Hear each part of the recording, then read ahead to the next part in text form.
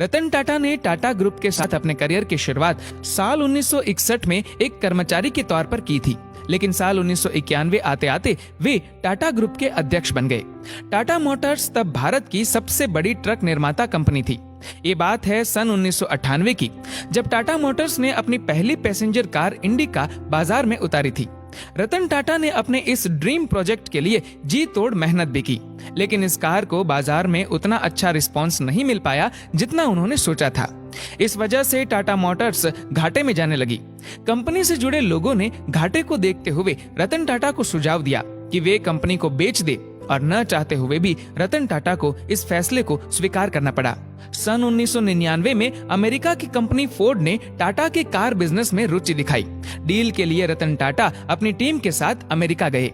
रतन टाटा और Ford company के मालिक बिल फोर्ड की बैठक कई घंटों तक चली। इस दौरान बिल फोर्ड ने रतन टाटा के साथ अच्छा व्यवहार नहीं किया और साथ ही ताना देते हुए कहा कि जिस व्यापार के बारे में आपको जानकारी ही नहीं थी, उसमें इतना पैसा क्यों लगा दिया? ये कंपनी खरीद कर हम आप पर एहसान कर रहे हैं।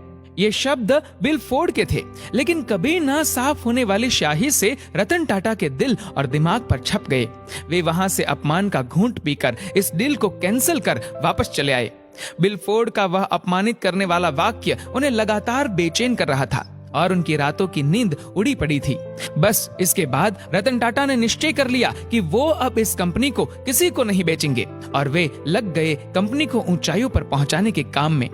इसके लिए उन्होंने एक रिसर्च टीम तैयार की, जिसने बाजार से जुड़ी सब स्टडीज की, और सभी की मेहनत और टाटा जी के जुनून के चलते भारतीय बाजार के साथ साथ विदेशों में भी टाटा इंडिका ने सफलता की नई ऊंचाइयों को छुआ। इसके साथ ही फोर्ड कंपनी के बुरे दिनों का दौर शुरू हो गया। साल 2008 आते आते फोर्ड कंपनी की ऐसी हालत हो चुकी थी कि वो दिवालिया होने के कगार पर आ पहुंची थी। मौके की नजाकत को समझते हुए रतन टाटा ने बिल फोर्ड के आगे कंपनी की लग्जरी कार लैंड रोवर और जैगुआर बनाने वाली कंपनी JLR को खरीदने का प्रस्ताव रखा, जिसको फोर्ड ने स्वीकार भी कर लिया। इसके बाद मीटिंग के लिए बिल फोर्ड अपनी टीम के साथ भारत आए। उनका यह सौदा लगभग 2.3 अरब डॉलर में हुआ। तब बिल फोर्ड ने रतन टाटा से वही बात दोहराई जो उन्होंने रतन टाटा से कही थी, लेकिन इस बार उनके स्वभाव में नरमी और शब्दों में थोड़ा बदलाव था। बिल फोर्ड के शब्द थे, आप हमारी कंपनी खरीदकर हम पर बहुत बड़ा एहसान कर रहे हैं। रतन टाटा अगर चाहते तो बिल फोर्ड के साथ भी वैसा ही व्यवहार कर सकते थे जैसा उनके साथ अमेरिका में हुआ था, लेकिन उन्होंने ऐसा नहीं किया, क्योंकि कहते हैं ना कि महान लोग अपनी सफलता से लोगों को जवाब दिया करते हैं। आज JLR टाटा ग्रुप का हिस्सा है और बाजार में अच्छे मुनाफे के साथ आगे बढ़ रहा है। जैगुआर और लैंड रोवर टाटा मोटर्स की सबसे अधिक बिकने वाली गाड़ियों में से एक है। आज टाटा सन्स में 100 से भी अधिक कंपनियां आती है।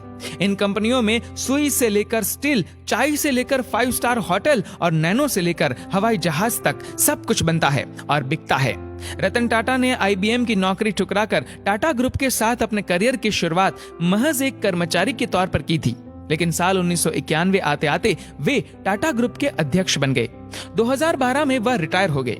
रतन टाटा ने अपने 21 साल के राज में कंपनी को सफलता के शिखर पर पहुंचा दिया। कंपनी की वैल्यू 50 गुना बढ़ा दी। रतन टाटा ने हमेशा जीवन में आगे बढ़ना ही सीखा, कभी भी अपनी परिस्थितियों से नहीं घबराए। वो फैसले लेते गए और उन्हें सही साबित करते गए। इस दुनिया में अपमान से ज्यादा बड़ा मोटिवेशन कहीं और है ही नहीं। बस मायने ये रखता है कि आप उस अपमान को अपने जीवन में किस तरह लेते हैं और किस दिशा में आगे बढ़ते हैं।